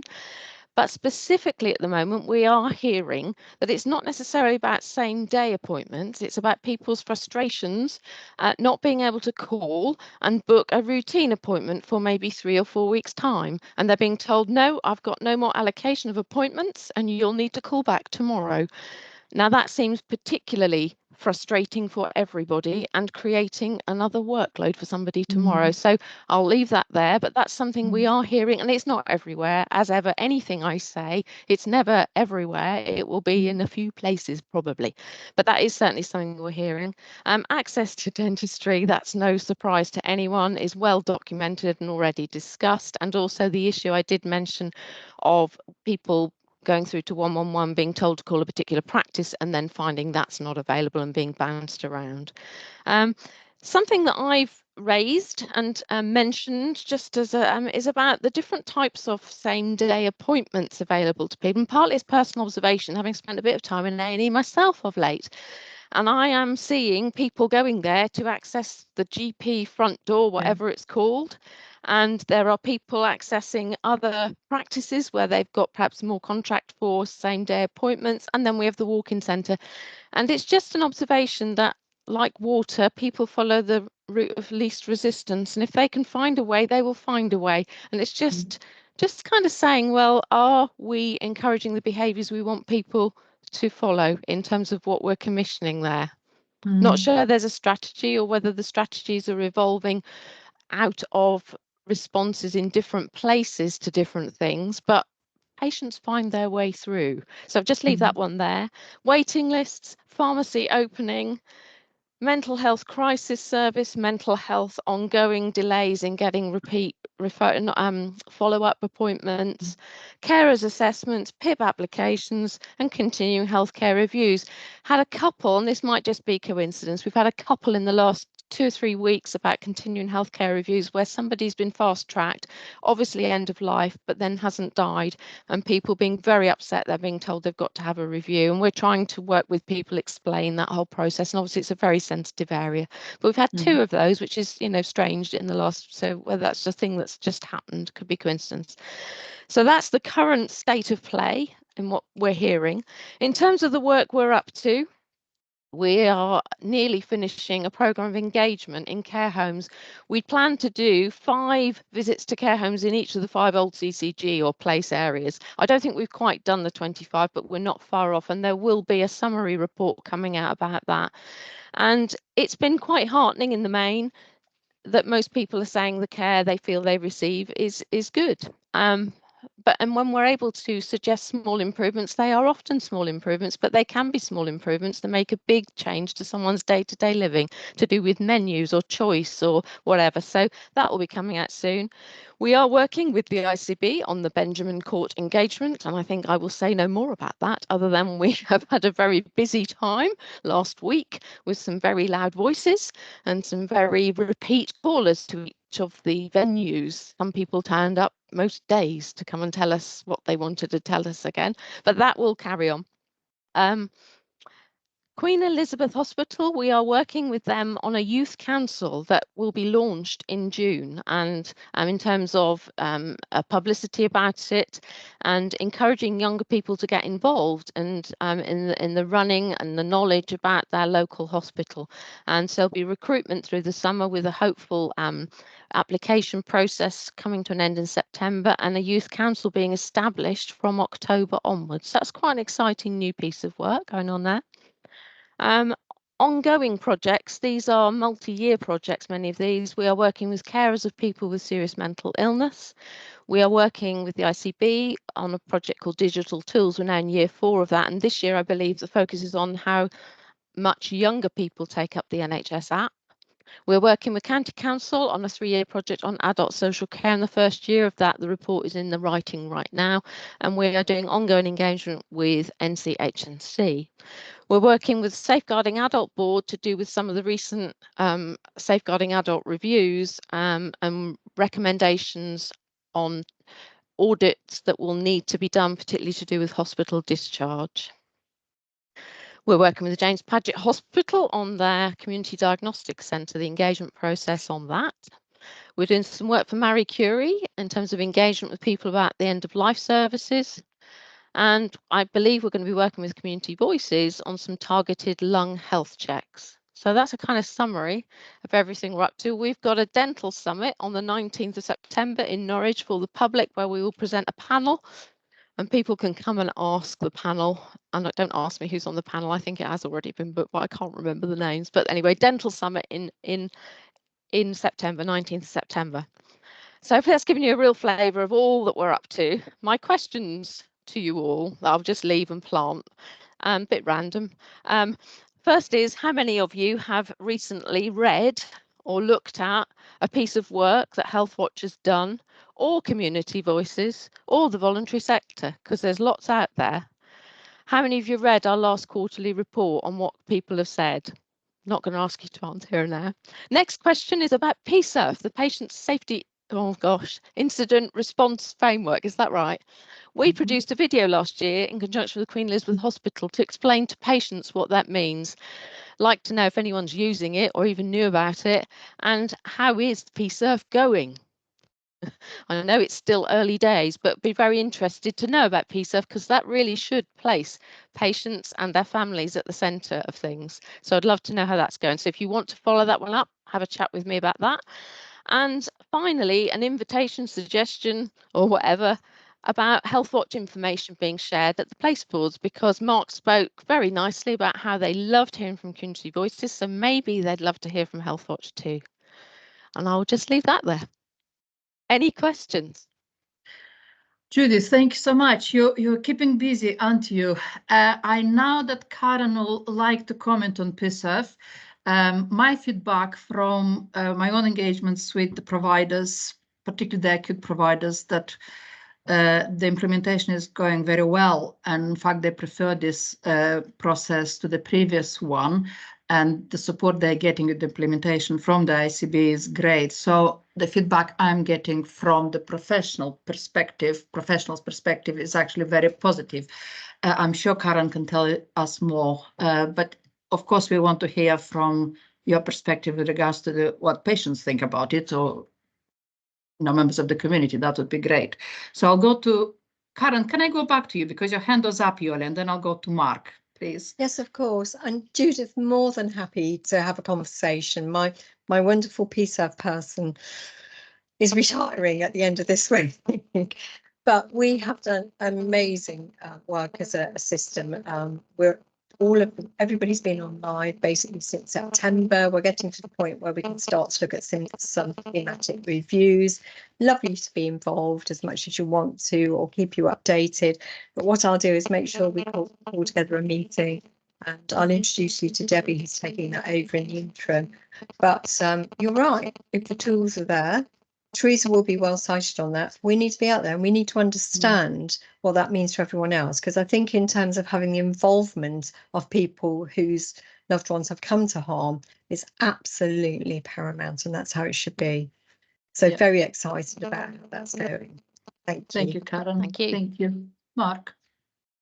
Yeah, thanks, Judith, and good way to end. So I'm going to answer some of the questions. So your question one about have you read? Yes, absolutely, and as I'm sure many others on the call, and so valuable. It's how that gets translated in and feeds into what changes, isn't it? As you've highlighted. On the last one, I absolutely want your feedback to place as well, and I think we're sorting a route to make sure we have Healthwatch representation or linked in with place boards as well. So that might be quite a good one to come back and update on when we've got that resolved. But yeah, I couldn't leave those hanging, Judith, but good questions to end on.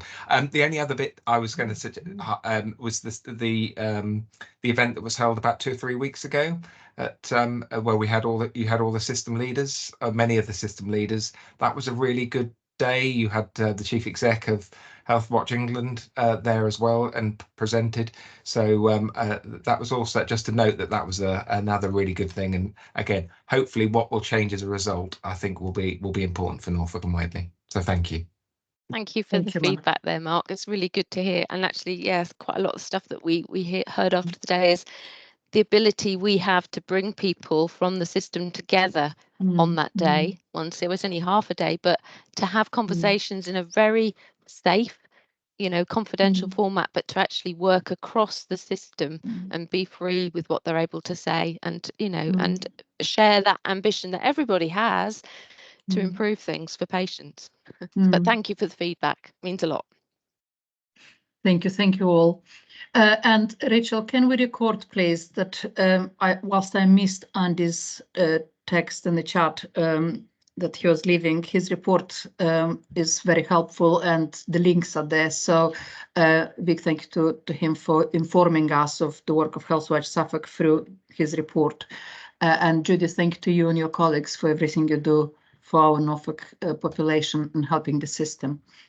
Can I go back, please, to the VCAC integration program and action log? Is the committee content for us to close that action from the action log and just go on with the implementation of what we've endorsed today in terms of the integration of the assembly in the system?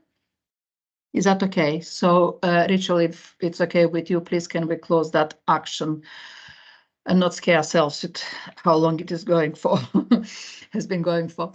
Okay, thank you very much indeed to everyone. Rachel, if it's okay with you, please can I have a catch-up meeting with Heather in regard to the North Norfolk Place and the VCAC involvement or availability of organizations in North Norfolk.